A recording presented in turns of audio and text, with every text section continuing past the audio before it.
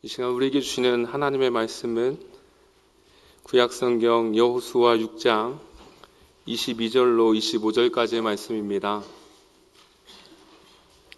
구약성경 여호수아 6장 22절로 25절까지의 말씀, 우리 하나님의 말씀을 저와 함께 한 절 한 절 교독하시겠습니다.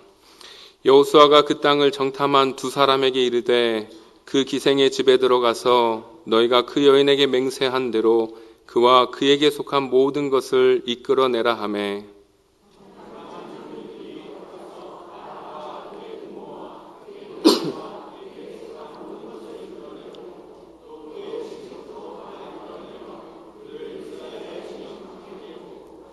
무리가 그 성과 그 가운데 있는 모든 것을 불로 사르고 은금과 동철 기구는 여호와의 집 곳간에 두었더라.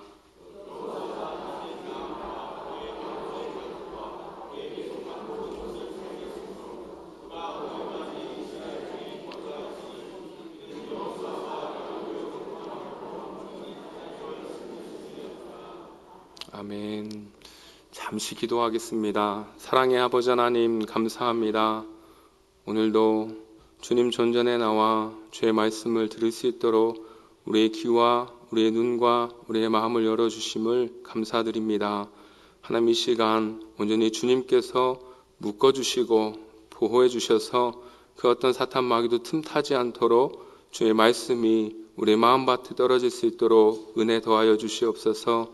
전하는 부족한 입술을 가려주시고 언제나 주의 은혜 가운데 선포되게 하여 주옵소서. 감사드리며 예수님의 이름으로 기도드리옵나이다. 아멘.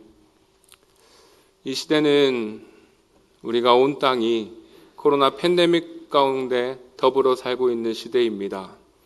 통계상으로 어제 통계였는데 전 세계에 5억 8천이 확진되고 640만 명이 죽었습니다. 우리가 살고 있는 미국만 보더라도 9,300만이 확진되고 100만 명이 조금 넘게 죽었습니다. 확진자나 사망하신 분이나 전 세계의 6분의 1은 미국이 한몫하고 있습니다. 참으로 감사하며 다행스러운 일은 우리 안에서도 확진은 되었지만 그래서 코비드로 위기를 경험하신 분도 계시지만 모두 살아계십니다. 그럼 이 또한 주님의 은혜가 아닐 수 없습니다. 홍수로 인해 온 땅이 물바다로 뒤덮인 때가 있었습니다. 그때 유일하게 구원받은 사람들이 있습니다. 우리는 그들을 가리켜 노아의 가족이라고 기억합니다. 유황과 불로 인해 소돔과 고모라가 불바다로 타버린 때가 있었습니다. 그때 유일하게 빠져나온 사람들이 있습니다. 우리는 그들을 가리켜 롯과 두 딸이라고 기억합니다. 이스라엘 백성들이 출애굽하여 40년 광야 생활 후에도 약속의 땅에 들어가지 못한 때가 있었습니다. 그때 유일하게 들어간 사람들이 있습니다. 우리는 그들을 가리켜 여호수아와 갈렙이라고 기억합니다. 그리고 여리고에서 성벽이 무너진 때가 있었습니다. 그때 유일하게 살아남은 사람들이 있습니다. 우리는 그들을 가리켜 기생 라합의 가족이라고 기억합니다. 여러분, 이상하지 않습니까? 수많은 사람들이 멸망당하여 죽을 때마다 유일하게 살아남는 극소수의 사람들이 있습니다. 저들은 도대체 어떤 사람들이길래 남들 다 죽어가는데 살아남는 것일까요? 분명한 것은 저들에게는 다른 사람들에게는 없는 특별한 무엇이 있더라라는 것입니다. 그 중에 동시대에 살아남은 두 남녀인 여호수아와 라합을 통해 오늘 하나님의 말씀에 은혜를 나누고자 합니다. 첫째, 그들은 하나님의 약속이라면 그 어떤 상황에서도 흔들리지 않습니다. 오늘 본문 말씀은 멸망 가운데서도 유일하게 살아남은 사람들끼리의 만남이 성사되고 있는 장면입니다.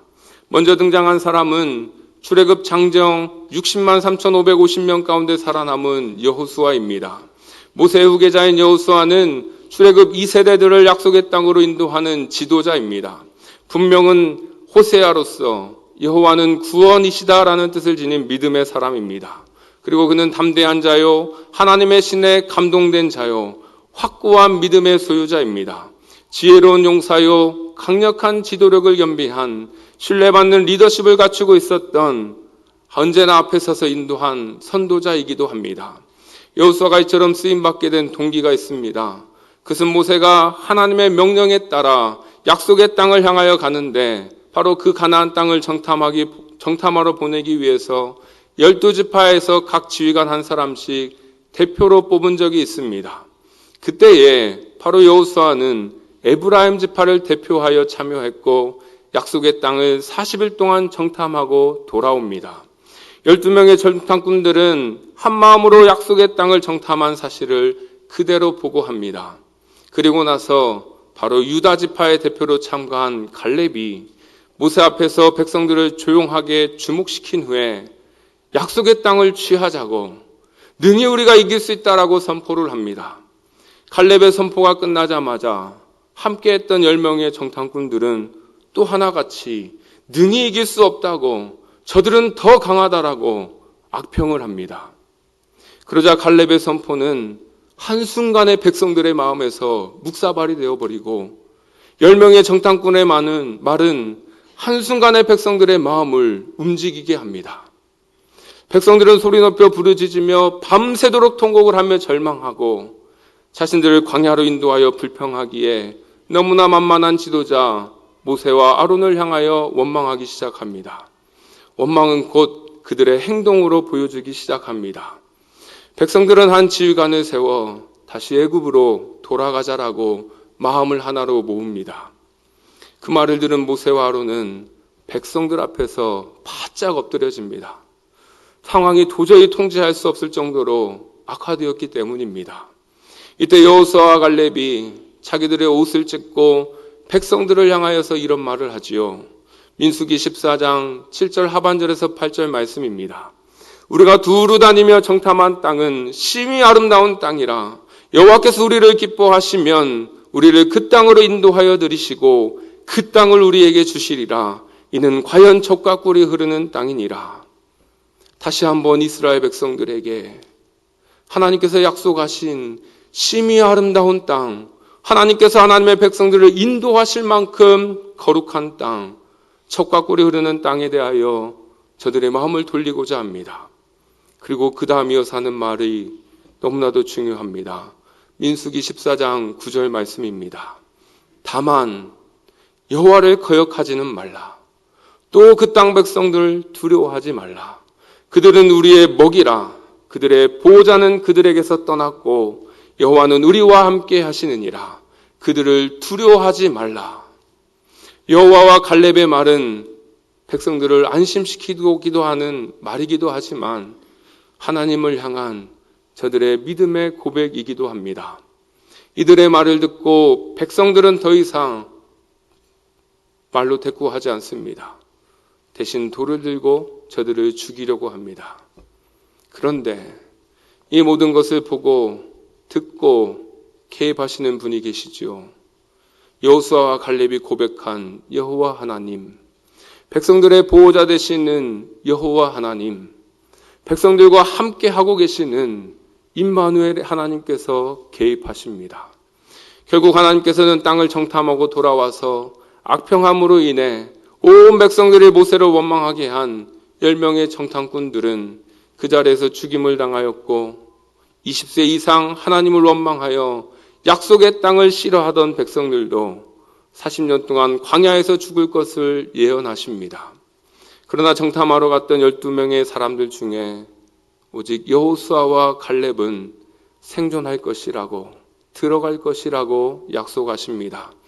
그렇습니다. 사랑하는 주님의 빛교회 형제 자매 여러분, 저들이 이스라엘 백성들 앞에서 그리고 약속의 땅에 거주하는 모든 사람들까지 포함하여 하나님을 인정하고 존중하고 신뢰하니까 하나님께서도 수많은 사람들 앞에서 여호수아와 갈렙을 인정해주고 존중해주고 신뢰하는 표징으로 약속의 땅에 들어갈 수 있도록 하셨습니다. 그래서 여호수아는 하나님께서 약속하신 대로 약속의 땅인 가나안에 들어가는 상황입니다. 여러분, 하나님께서는 저와 여러분에게도 약속하신 땅이 있습니다. 요한복음 14장 1절로 3절 말씀에 너희는 마음에 근심하지 말라. 하나님을 믿으니 또 나를 믿으라. 내 아버지의 집에 거할 곳이 많도다. 그렇지 않으면 너희에게 일렀으리라. 내가 너희를 위하여 거처를 예비하러 가노니 가서 너희를 위하여 거처를 예비하면 내가 다시 와서 너희를 내게로 영접하여 나 있는 곳에 너희도 있게 하리라. 주님이 계시는 곳, 아버지의 집을 우리에게 약속하셨습니다. 여러분, 오늘날 가나안 성도라고 들어보셨죠? 안 나갑니다. 그래서 그 사람들이 가나안 성도입니다. 여러분, 오늘날 가나안 성도가 잃어버린 약속의 땅이 아버지 집 같습니다. 팬데믹 재앙으로 더 늘어난 가나안 성도들이 다시금 회복되기를 소원하며 저와 여러분이 기도해야 되겠습니다. 마치 가나안 성도를 정복하기 위해서 팬데믹으로 하는 여리고 성을 무너뜨리고자 이전에 저들을 보호하시고 지금도 함께 하시는 주님께 그들을 올려드리는 것입니다. 오직 나와 내 집뿐만 아니라 너와 내 집도 주님만 섬기기를 소망한다고 축복하며 중보하시기를 주님의 이름으로 축복합니다. 둘째, 하나님께서는 기뻐하시는 일이라면 저들은 믿음으로 행합니다. 여호수아는 요단강을 건너기에 앞서 요단강 동쪽으로 12km 떨어진 시딤 지역에서 그 여리고 성을 정탐하기 위해 두 사람을 요단강 건너편 서쪽으로 8km 떨어진 여리고 성을 엿보게 합니다. 그 당시 여리고는 역사상 가장 오래된 도시 중 하나로서 가나안 지역의 요충 지역입니다. 그래서 여리고 성은 많은 상인들이 왕래가 있었던 곳이고 더불어 상인들을 접대하는 주막과 접대하는 기생들이 많았을 것으로 추정하고 있습니다. 그래서 이제 두 정탐꾼은 여리고에 도착하자마자 성벽 위에 위치한 라합이라고 하는 기생의 집에 들어가게 됩니다. 분명 그곳은 아무런 의심을 받지 않고 다른 사람들과 섞여서 가나안 땅에 관한 이런 정보를 얻을 수 있는 최적의 장소였을 것입니다. 그리고 만에 하나 자신들의 정체가 발견되더라도 즉시 도망치기에 적합한 위치였을 것입니다. 그건 어디까지나 그 정탐꾼의 생각이고 저의 생각이기도 합니다. 하지만 저들의 정체가 들키기까지 오래 걸리지 않더라는 것입니다. 기생 라합의 집에 들어간 지 얼마 되지 않아 어떤 사람에게 들키게 됩니다. 그 사람은 여리고 왕과 대통할 수 있을 정도로 왕과 너무나도 관계가 밀접한 사람이기도 합니다. 또한 여러분, 눈썰미가 남달라서 어두워져 가고 있는 밤이었는데도 불구하고 두 정탐꾼이 이스라엘 사람인 것과 저들이 여리고를 정탐하러 들어왔다는 사실까지 인지하고 왕에게 보고를 합니다. 왕에게 보고한 사람이 뛰는 놈이라면 그 위에 나는 사람, 믿음의 기생 라합이 있습니다. 두 정탐꾼을 두고 그 사이에서 왕에게 보고한 자와 기생 라합의 신경전이 얼마나 급박하게 이루어지고 있는지 성경은 자세하게 기록되어 있습니다. 여리고 왕의 명령에 따라 군사들은 두 정탐꾼을 잡으려고 기생 라합의 집에 도착하였는데 이미 군사들이 오기 전에 기생 라합은 두 정탐꾼을 숨겨둡니다. 라합은 자신의 집 지붕에 올라가 지붕에 버려놓은 3대의 두 정탐꾼을 꼭꼭 숨겨둡니다. 그리고 왕의 군사들이 찾아왔지만 기생 라합은 자신에게 왔지만 성문이 닫힐 때쯤 나갔다라고 빨리 따라가 보라고 그들에게 말해줍니다. 여러분, 이 장면을 생각할 때 보통 선한 거짓말, 하얀 거짓말이라고 말들 합니다. 그래서 선한 거짓말과 하얀 거짓말은 또 괜찮다라고 말하기까지 덧붙입니다. 혹시 이 자리에 앉아 계신 우리 성도님들도 그렇게 생각하고 계신가요? 들어는 보셨죠? 네. 좀 더 구체적으로 정확하게 정황을 살피면 정말 기생 라합이 이스라엘 정탐꾼을 숨겨준 사실과 관련하여 사실 그대로 여리고 군사들에게 말하지 않았다는 점에서는 거짓말이라고 할 수 있습니다. 그러나 이것은 어디까지나 날카로운 사람의 관점입니다. 성경을 묵상하는 개개인의 관점입니다. 그렇다면 여러분, 하나님의 관점은 어떨까요? 하나님은 이 모습을 보고 어떻게 생각하실까요? 성경은 무엇이라고 우리에게 말해주고 있을까요? 1차적으로 선한 거짓말, 하얀 거짓말이라고 말하지 않습니다. 오히려 사람으로서는 전혀 생각할 수 없는 의로운 행동으로 믿음을 보였다라고 말해줍니다. 신약 성경에 보시면 행함 없는 믿음은 죽음이다라고 외친 초대교회 지도자 야고보가 있습니다. 야고보는 행함이 없는 믿음은 헛것이라고 말하면서 행함으로 의롭다 하심을 받은 자 두 사람을 대표하여 예를 들었습니다. 한 사람은 너무나 유명한 믿음의 조상 아브라함이고 또 한 사람은 믿음의 조상만큼이나 믿음이 훌륭했던 바로 기생 라합입니다. 아브라함을 의롭게 여긴 행동은 자신의 아들 이삭을 제단에 바칠 때의 예를 듭니다. 그리고 기생 라합을 의롭게 여긴 행동은 바로 그 두 정탐꾼을 접대하여서 다른 길로 나가게 할 때를 예를 듭니다. 야고보서 2장 25절로 26절 말씀에 또 이와 같이 기생 라합이 사자들을 접대하여 다른 길로 나가게 할 때에 행함으로 의롭다 하심을 받은 것이 아니냐. 영혼 없는 몸이 죽은 것 같이 행함이 없는 믿음은 죽은 것이니라. 기생 라합이 여리고 군사들을 따돌리고 정탐꾼을 숨겨준 행동이 의로운 행동이었다라고 말씀하십니다. 의로운 행동은 거짓과는 정반대의 모습이면서 하나님께서 귀하게 여기는 모습입니다. 그러므로 하나님께서는 보시기에 그 기생 라합의 행동이 기뻐 받으실 만한 믿음의 행동이었다는 사실을 우리에게 교훈하고 계십니다. 그것도 아브라함이 이삭을 드리는 순종과 견줄 만큼 그 기생 라합이 두 정탐꾼을 숨기고 살리는 일을 자신이 들키면 죽을 수도 있는 그 위험한 상황인데도 그녀는 흔들리지 않고 행하더라는 것입니다.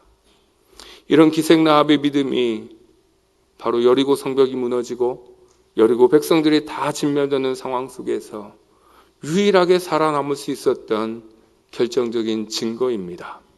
이제 기생 라합이 구원받는 현장에 함께 들어가 보겠습니다. 22절 말씀입니다.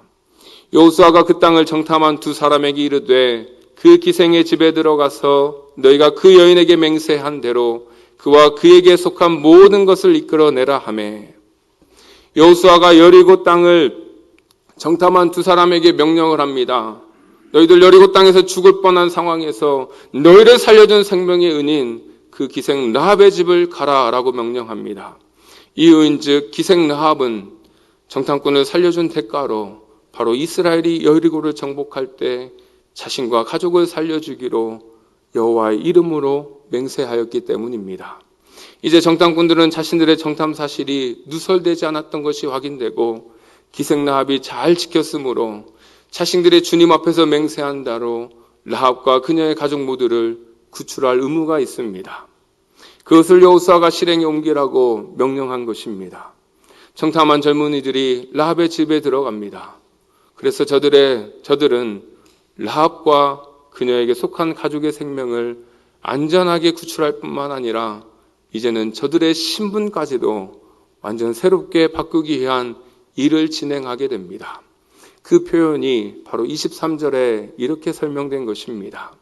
정탐한 젊은이들이 들어가서 라합과 그의 부모와 그의 형제와 그에게 속한 모든 것을 이끌어내고 또 그의 친족도 다 이끌어내어 그들을 이스라엘의 진영 밖에 두고 정탐한 젊은이들은 라합과 그녀의 부모와 그녀의 형제와 그녀의 친족과 그들이 가지고 있는 모든 것을 이끌어내어 이스라엘 진영 밖으로 인도합니다. 기생 라합과 가족을 이스라엘 진영 밖으로 인도한 이유는 바로 여리고 성에 거주했던 저들이 이방인들로서 우상 숭배와 각종 죄악에 깊이 물들어져 있던 상태였기 때문입니다. 그래서 거룩하신 여호와께서 임재해 계시는 그 이스라엘 진영에 바로 들어올 수 없다라고 하는 것입니다. 이방인의 부패로부터 벗어나는 정결 예식이 필요했기 때문입니다. 또 남자들은 할례를 받기 위해 이스라엘 진 밖에서 7일 동안 머물러 있어야 합니다. 기생 라합과 가족들은 왜 이런 이스라엘 진영 밖으로 인도되는지를 잘 몰랐을 것입니다. 그저 두 정탐꾼이 인도해 주는 대로 따라다니면서 순종으로 나아갔을 것입니다. 그리고 하나님께서 하시는 일을 그저 바라보며 자신들이 어떻게 행동해야 될지를 생각했을 것입니다. 이처럼 이방인으로 살다가 하나님의 자녀로 산다는 것은 이방인처럼 살던 방식을 버리고 하나님 앞에서 정결하게 살아가는 방식을 하나하나 순종하며 터득해 가는 것입니다. 초대 기독교가 낳은 위대한 지도자인 성 어거스틴은 믿음의 이해를 3단계로 구분했습니다. 첫 번째 단계는 하나님에 대하여 믿는다라고 하는 것이고, 두 번째 단계는 하나님을 믿는다는 것이고, 세 번째 단계는 그 하나님을 신뢰한다라고 하는 것입니다. 보통 불신자가 성도가 되기까지의 모습도 바로 이러한 단계를 거치게 됩니다.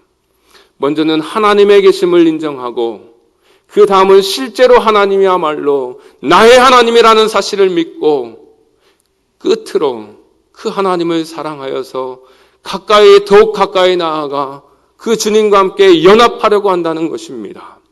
그래서 신앙을 정의할 때에 사람이 하나님을 믿고 쫓는 일이라고 말하는 것입니다.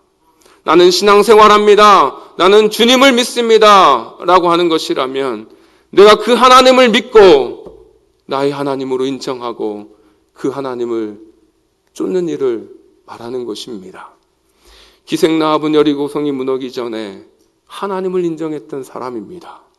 기생라합은 여리고 성벽이 무너져 내릴 때에 정탐꾼을 통하여 하나님이야말로 참 하나님이시라는 사실을 믿게 되었을 것입니다. 그리고 나서 기생라합이 그 다음 단계인 하나님을 사랑하고 더 가까이 나아가 하나님과 연합하려는 단계까지 올라가려고 했을까요? 여러분 생각은 어떻습니까? 본문에서는 그럴 것이라는 단서를 아주 조금은 찾을 수 있습니다. 그 전에 24절의 말씀해 보니 우리가 그 성과 그 가운데 있는 모든 것을 불로 사르고 은금과 통철기구는 여호와 집 곳간에 두었다라고 말합니다. 기생 라합을 이스라엘 진영 밖으로 인도하는 동안 바로 이스라엘 무리는 여리고 성과 그 안에 있는 모든 것을 불을 사르고 은금과 통철은 여호와의 집 곳간에 들여놓습니다. 이 구절에서 여리고 성에 있던 모든 것을 불사르는 것이 굉장히 중요했습니다. 보통 불로 사르다라고 하는 것은 하나님 앞에 번제로 제사를 드릴 때 사용했던 단어입니다. 그런데 본문에서 여리고 성과 그 사용됐던 모든 것에 인용한 것으로 보면 여리고 성과 그곳에 나온 모든 물건을 하나님께 드려야 됐다라고 하는 것입니다. 그래서 태울 것은 태워버리고 곳간에 채울 것은 따로 모아서 채워뒀던 것이지요. 그래서 읽지는 않았지만 본문 다음에 이어지는 26절과 27절에 기록된 내용을 보면 여리고 성을 다시 건축하지 말아야 될 것을 말씀하시고 만약 건축하였을 때 어떠한 심판이 임하는지도 구체적으로 말씀해 놓았습니다. 또 이어지는 여호수아 7장 말씀을 통해 하나님의 물건을 몰래 취한 그 아간의 범죄에 대하여 강하게 엄벌하시는 것을 또한 알 수 있습니다. 이 모든 것이 24절의 말씀을 토대로 연결됩니다. 사실 여호수아 이전에 모세를 통하여 하나님께서 명령하신 것을 다시 상기시켜 주시는 말씀이기도 합니다. 신명기 13장 16절로 17절 말씀해 보시면 또 그 속에서 빼앗아 차지한 물건을 다 거리에 모아놓고 그 성읍과 그 탈취물 전부를 불살라 내 하나님 여호와께 드릴지니 그 성읍은 영구히 폐허가 되어 다시는 건축되지 아니할 것이라. 너는 이 진멸할 물건을 조금도 네 손에 대지 말라. 그리하면 여호와께서 그의 진노를 그치시고 너를 긍휼히 여기시고 자비를 더하사 내 조상들에게 맹세하심 같이 너를 번성하게 하실 것이라. 이처럼 하나님께서는 우상 숭배한 성읍에 대하여 잔인하게 보일 정도로 멸망시키십니다. 여리고 성도 마찬가지입니다. 그곳에 살던 사람도 예외가 아닙니다. 그런데 여리고의 성에 살고 있던 기생 라합은 다르더라라는 것입니다. 하나님께서 이스라엘 백성에게 행하신 일을 듣고 그가 하나님을 인정한 여인이었기에, 더불어 그 하나님이 자신의 하나님 되심을 믿으며 살고자 하는 그런 신앙이었기에 주님은 그를 다시 새롭게 보게 하는 것입니다. 그 결과 성경은 이렇게 말하고 있습니다. 다 함께 25절 말씀을 합독하시겠습니다. 여호수아가 기생 라합과 그의 아버지의 가족과 그에게 속한 모든 것을 살렸으므로 그가 오늘까지 이스라엘 중에 거주하였더니, 이는 여호수아가 여리고를 정탐하려고 보낸 사자들을 숨겼음이었더라. 기생 라합과 가족들은 여리고 성이 무너지고 여리고 백성들이 다 진멸당할 때에 바로 이스라엘 진영 밖에 있다가 살아서 이스라엘 중에 거하게 되었다라는 것입니다. 저들이 여리고 성읍이 무너질 때 유일하게 살아남았을 뿐만 아니라 하나님의 백성과 함께 살아가더라라는 것입니다. 저들이 멸망당하지 않고 약속의 땅에서, 그 가나안 땅에서 구원받아 살더라라는 것입니다. 여리고 백성이었던 기생 라합의 가족이 하나님의 자녀가 되어 구원을 받은 이유가 이렇습니다. 여호수아가 여리고를 정탐하려고 보낸 사자들을 숨겼음이었더라. 사랑하는 형제자매 여러분, 이 말씀이 저 개인에게는 이렇게 들립니다. 기생 라합이 하나님의 나라를 위하여 헌신하고 있는 자들을 위해 자신의 생명도 조금도 아끼지 않고 저들의 생명을 보호해 주었더라. 가나안 땅에는 하나님께서는 하나님의 백성을 그곳에서 살게 하고 하나님의 나라를 세우고자 하는 하나님의 꿈이 있었습니다. 바로 그곳에 하나님 나라에게 찾아온 사자들을 자신의 생명으로 여기고 기생 라합이 믿음으로 행동했더라라는 것입니다. 그러므로 저와 여러분도 하나님께서 기뻐하시는 일이라면 믿음으로 행하시는 저와 여러분 되시기를 주님의 이름으로 축복합니다. 셋째, 그들은 오직 하나님만 섬기는 가정의 흔적이 남아 있습니다. 그렇게 기생 라합과 가족은 하나님으로부터 구원받았습니다. 사실 구원받은 것만으로도 하나님의 큰 은혜요 사랑일진데, 이후에 기생과 라합과 관련된 가족들의 흔적들을 성경 여러 곳에서 발견할 수 있습니다. 룻기 4장에 보니 기생 라합의 남편 살몬의 족보가 기록되어 있습니다. 살몬의 윗세대로 거슬러 올라가 보니 유다의 아들 베레스가 나오고, 아랫세대로 내려가 보니 다윗이 등장합니다. 이 계보와 더불어서 마태복음 1장에 보니 더 놀라운 사실을 발견하게 됩니다. 아브라함으로부터 시작된 예수 그리스도의 계보까지 4명의 여인의 이름이 언급하는데 그 중에 하나가 라합입니다. 그리스도의 계보 마태복음 1장에는 기생이라는 수식어가 빠져 있습니다. 그 의미는 이방 여인이었으면서 기생이라고 하는 그 과거, 하나님께서 그 과거는 과거일 뿐 이제는 하나님의 자녀가 되었고, 그 후로는 믿음의 남편을 만나 예수 그리스도의 족보에 당당히 등재할 수 있는 믿음의 여인이 되었던 것을 확인하는 것입니다. 그 믿음이 보통 믿음이 아니더라라는 것이죠. 히브리서 11장에는 흔히 믿음의 장인데요. 그래서 히브리서 11장에는 믿음이라고 하면 둘째가라면 서러울 정도로 믿음의 거장들이 등장합니다. 일일이 연거하면 아벨, 에녹, 노아, 아브라함, 사라, 이삭, 야곱, 요셉, 모세입니다. 여러분, 모세 다음으로 누가 등장하면 좋을 것 같나요? 저 개인적으로는 여호수아입니다. 네, 여호수아의 이름은 언급하지 않아요. 참으로 그 이름이 어울릴 법하는데 그 이름이 정확하게 기록되어 있지 않아요. 그저 그 여호수아에 등장하고 있던 시대, 그래서 히브리서 11장 30절에 믿음으로 7일 동안 여리고를 도니 성이 무너졌으며 라고 하는 구절을 통해 이 일에 쓰임받은 자가 여호수아였지 라고 상상만 할 정도입니다. 여러분, 모세 다음에 누가 등장할까요? 이미 답은 다 알고 계시잖아요. 믿음이라는 사람, 믿음으로 라고 하고 언급된 이름, 마지막 인물이 바로 기생 라합입니다. 히브리서 기자는 그녀에 대해서 이렇게 기록합니다. 우리 다 함께 히브리서 11장 31절을 합독해 보겠습니다.